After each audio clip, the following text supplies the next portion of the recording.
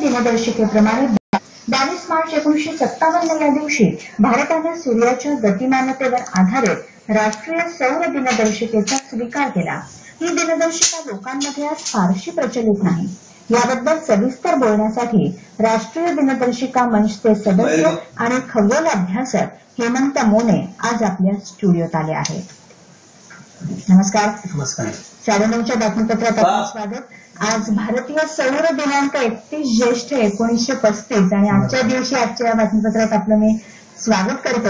आणि भारतीय राष्ट्रीय सौर दिनदर्शिकेची संकल्पना काय आहे आणि त्याची निर्मिती केव्हा आणि कशी झाली ते सुरुवातीला आम्हाला सांगा।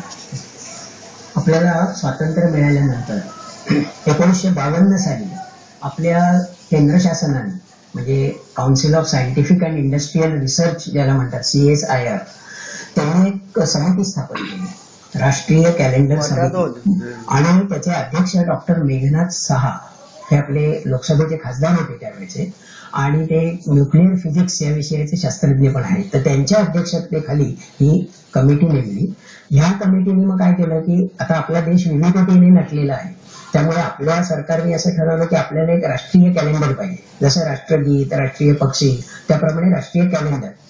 तर त्या कमिटीने जे कॅलेंडर शिफारस केली, ज्या कॅलेंडरची, त्या कमिटीने अर्थात सर्व माहिती गोळा केली। 60 पंचांगकर्त्यांना एकंदर त्यांनी क्वेश्चनर ज्याला आपण म्हणतो प्रश्नावली ती पाठवली आणि त्यातनं माहिती गोळा केली आणि कॅलेंडरची शिफारस केली शासनाला।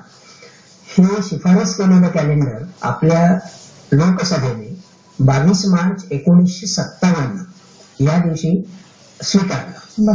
म्हणजे आपलं हे राष्ट्रीय कॅलेंडर 57 साली सुरू झालं, 22 मार्च 1957 आणि एक मुद्दा महत्वाचा सांगायचा की 1957 साली 3 फरक झाले। एक, आपण नाणं चलन बदललं, रुपये पैसे केले। व्यवहारामध्ये सर्वत्र आपण दशमान पद्धती आणली, म्हणजे पाऊंड वगैरे ही जी सगळी मापं होती ती गेली, फूट, इंच हे जाऊन सेंटीमीटर वगैरे आलं। त्याच साली हे कॅलेंडर पण आपण आपल्या राष्ट्रासाठी या समितीने जे शिफारस केलं होतं ते आपण अंमलात आणलं। त्या दशमान पद्धतीचा वापर आपण करतो, नाणी आपण बदलली त्याचा वापर आपण करतो, पण हा जो तिसरा बदल होता दिनदर्शिका, त्याचा वापर मात्र अजूनही तितकासा होत नाही। तुम्ही म्हणालात की शासनाची मान्यता मिळालेली आहे असं राष्ट्रीय दिनदर्शिका, राष्ट्रीय कॅलेंडर, पण या कॅलेंडरचा दिनदर्शिकेचा आधार काय? आता असं असतं, कोणत्याही जगातली जी कॅलेंडर आहेत ना ती 2 प्रकारची असतात। म्हणजे कसं, काही कॅलेंडरचा आधार सूर्य असतो आणि काही कॅलेंडरचा आधार चंद्र असतो। जे सूर्यावर आधारलेलं असतं त्याला आपण म्हणतो सौर कॅलेंडर, आणि जे चंद्राच्या गतीवर आधारलेलं असतं त्याला म्हणतो आपण चांद्र कॅलेंडर, म्हणजे लुनार कॅलेंडर।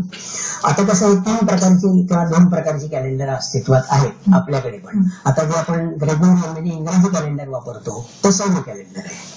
पण आपण बघा, आज जसं आता आपण बातम्यामध्ये सांगितलं की ज्येष्ठ शुद्ध त्रयोदशी आहे, शिवराज्याभिषेक दिनाचा मुहूर्त, म्हणजे ह्या दिवशी झाला शिवाजीला राज्याभिषेक, तर ती ज्येष्ठातली त्रयोदशी आहे।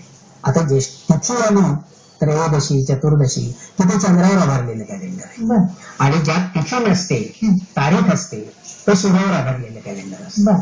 तर आपण आपल्या सणवारांसाठी चंद्राचं कॅलेंडर वापरतो आणि दिनदर्शिका म्हणजे दैनंदिन जीवनासाठी आपण ग्रेगोरियन वापरतो, पण त्यावेळी आपण राष्ट्रीय कॅलेंडर वापरलं पाहिजे, कारण ते त्याच्यामध्ये दोन्हीचा समावेश आहे असं म्हणता येईल। दोन्हीचा समावेश आहे असं म्हणण्यापेक्षा सौर कॅलेंडर जे आहे हे पण सूर्यावर आधारित दोन्ही कॅलेंडर आहे, इंग्रजी म्हणजे ग्रेगोरियन आणि आपलं राष्ट्रीय, परंतु म्हणजे दोन्ही कॅलेंडर सूर्यावर आधारलेली आणि ऋतूंशी निगडीत समायोजित केलेली आहेत, ऍडजस्ट केलेली आहे। तर त्यामुळे राष्ट्रीय कॅलेंडर हे इंग्रजी कॅलेंडरचा आणि त्याचा आधार एकच आहे, परंतु त्यात काही महत्वाचं वेगळं पण काय सांगता येईल त्या कॅलेंडर वैशिष्ट्य काय सांगता? अगदी बरोबर। राष्ट्रीय कॅलेंडर हे जरी इंग्रजी कॅलेंडर सारखं सूर्यावर आधारलेलं असलं आणि ऋतूंशी समायोजित केलेलं असलं तरी त्याचं वेगळे पण खूप, त्याच्यात शास्त्रीयता अधिक आहे। ग्रेगोरियन कॅलेंडर मध्ये ज्या त्रुटी आहेत त्या त्रुटी यामध्ये काढलेल्या आहेत। म्हणजे आता एक महत्वाची गोष्ट सांगायची म्हणजे ह्यात 12 महिने आहेत, 365 दिवसांचं हे कॅलेंडर आहे, पण महिन्यांची जी नावं आहेत ती चैत्र, वैशाख, ज्येष्ठ, आषाढ अशीच आहेत। म्हणजे ती चांद्र महिन्याची आपली जशी नावं आहेत पंचांगातली तशीच आहे, फक्त हे सौर महिने आहेत म्हणून याला सौर चैत्र, सौर वैशाख असं म्हणायचं।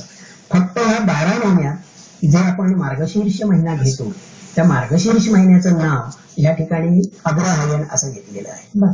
म्हणजे महिन्यांचा गोंधळ लोकांचा होतो तो कधी देता कामा नये लोकांनी. आता आज ज्येष्ठ शुद्ध त्रयोदशी हे चंद्राचा महिना आणि आज 31 ज्येष्ठ 1935 हा जरी नाव दोन्हीकडे ज्येष्ठ असलं तरी एक महिना सूर्याचा आहे, एक महिना चंद्रावर आधारलेला आहे. हा फक्त गोंधळ नावसाधर्म्यामुळे होऊ शकतो. आणि दुसरं आपल्याला सांगायचा फरक म्हणजे आता कसं आहे की आता बघा आजचा आपला हा चांगला दिवस आपण निवडलेला आहे ह्या कॅलेंडरसाठी, तो अशासाठी की उद्यापासून दक्षिणायन सुरू होते. तेव्हा राष्ट्रीय सौर कॅलेंडर मध्ये काय केलेलं आहे, महिन्यांची सुरुवात जी आहे ही सूर्याच्या भौगोलिक किंवा खगोलीय परिस्थितीशी निगडीत ठेवलेली आहे. म्हणजे आता उद्या दक्षिणायन सुरू होणार ना, म्हणून उद्या आषाढ महिना सुरू होणार आणि उद्या आषाढ महिन्याची एक तारीख असेल हे लक्षात ठेवायचं. ती तारीख 12ला बदलेल, तिथी नाही याच्यामध्ये, पौर्णिमा अमावस्या नाही, कारण हे इंग्रजी कॅलेंडर सारखं सूर्याचं कॅलेंडर आहे. पण ह्या महिन्यांची जी सुरुवात आहे ही अशा विशिष्ट दिवशी होते. जसं आपलं कॅलेंडर 22 मार्चला का सुरू होतं, तर त्या दिवशी सर्व जगामध्ये 12 तासाचा दिवस 12 तासाची रात्र असते. म्हणजे सूर्य त्या वसंत संपात बिंदूपाशी असतो, तो उत्तर गोलार्धात शिरतो.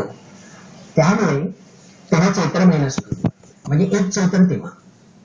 मग आता उद्या 22 जूनला 1 आषाढ, 23 सप्टेंबरला पुन्हा सूर्य विषुववृत्तावर येईल, पुन्हा 12 तासाचा दिवस 12 तासाची रात्र. त्यामुळे तिथे 1 अश्विन ही तारीख असेल, अश्विन महिन्याची सुरुवात असेल. आणि आपल्याला आठवत असेल बघा, सगळ्यांनाच माहिती आहे, सगळ्यांचा हा अनुभव आहे की 22 डिसेंबरला रात्र मोठी असते, दिवस लहान असतो. का, तर सूर्य दक्षिणेला असतो, तिथून उत्तरायण सुरू होतं. मग ही घटना राष्ट्रीय कॅलेंडरने विचारात घेतलेली आहे आणि त्या दिवशी पौष महिन्याची सुरुवात आहे. म्हणजे 1 पौष म्हणजे 22 डिसेंबर. तसं इंग्रजीमध्ये कुठे, इंग्रजी तारखेमध्ये असं महिन्याची सुरुवात किंवा शेवट हा उत्तरायण दक्षिणायन ह्या गोष्टींची घटनांची निगडीत नाहीये. हा याच्यात शास्त्रीयपणे. दुसरा महत्वाचा मुद्दा असा की हे 365 दिवसांचं कॅलेंडर आहे. तर ह्याच्यात आपण इंग्रजीमध्ये कसं करतो, अल्टरनेट असं घेतो, 30, 31, 30, 31 वगैरे. तर म्हणजे कुठून ती 365 बेरीज केलेली आहे. ह्या कॅलेंडरमध्ये असं केलंय की ह्या काळामध्ये म्हणजे मार्च 22 ते सप्टेंबर 23 ह्या काळात सूर्याची गती कमी असते. म्हणून या काळामध्ये आता जे महिने होतात ना सौर महिने राष्ट्रीय कॅलेंडरचे, वैशाख, ज्येष्ठ, आषाढ, श्रावण, भाद्रपद, ह्या 5 महिन्यांचे दिवस 31 घेतलेले. म्हणजे ते असं नाही केलेलं की लक्षात ठेवायला सोपं म्हणून आपलं 31 घेऊन टाका, उरलेले 30 करा, असं नाही आहे. याच्यात तो शास्त्रीय पण आहे. सूर्य गती कमी म्हणून सूर्य 1 रास ओलांडायला जास्त दिवस घेतो, म्हणून हे दिवस 31. ज्याने शास्त्रीय आधार या दिनाला शिकलेला आहे. पण सामान्य माणसाच्या मनात असा प्रश्न उद्भवू शकतो की आपण हे जे रेग्युलर कॅलेंडर, इंग्रजी कॅलेंडर वापरतोय ते प्रचलित आहे, ते आपल्या सवयीचं आहे, मग हे कॅलेंडर का वापरावं? बरोबर. प्रश्नाचं उत्तर अगदी सोपं आहे. आपण सुरुवात करताना असं सांगितलं की हे राष्ट्रीय कॅलेंडर आहे. म्हणजे जसं आपल्याला राष्ट्रीय पक्षी मोर आहे, तर नंतर आपण जन गण मन हे आपलं राष्ट्रगीत आहे, तर आपण राष्ट्रगीत म्हणतो कुठल्याही समारंभाच्या वेळेला, त्याच्या शेवटाला, किंवा आपण 15 ऑगस्ट, 26 जानेवारी अशा दिवशी आपला रिपब्लिक डे किंवा स्वातंत्र्य दिन, की जो राष्ट्रीय कॅलेंडर प्रमाणे स्वातंत्र्य दिन 24 श्रावण तारीख असते आणि प्रजासत्ताक दिन 6 माघला असतो. तर आपण राष्ट्रीय झेंडा का फडकवतो, जनगण मन का म्हणतो आपण, कारण तो राष्ट्रीय आहे. मग हे कॅलेंडर काय वापरायचं, याचं उत्तर अगदी सोपं आहे, हे राष्ट्रीय कॅलेंडर आहे. आता राष्ट्रीय कॅलेंडरचा मान आपण ठेवायचा नाही आपल्या देशातल्या लोकांनी, तर कोणी ठेवायचा तो, हे आपण राष्ट्रीय कॅलेंडर म्हणून केलेलं आहे, मग ते वापरलं आपण पाहिजे. खरं त्याचा मान ठेवून आपण ते वापरायला हवं. पण आता किती प्रमाणात वापरलं जात आहे आणि ते अधिकाधिक वापरलं जावं म्हणून सर्वच स्तरातून काय प्रयत्न करता येतील थोडक्यात सांगा. बरं, आता पुष्कळ ठिकाणी हे कॅलेंडर वापरलं जातं. म्हणजे आता ज्याला आपण म्हणू ना जाणीव लोकांमध्ये निर्माण झाली.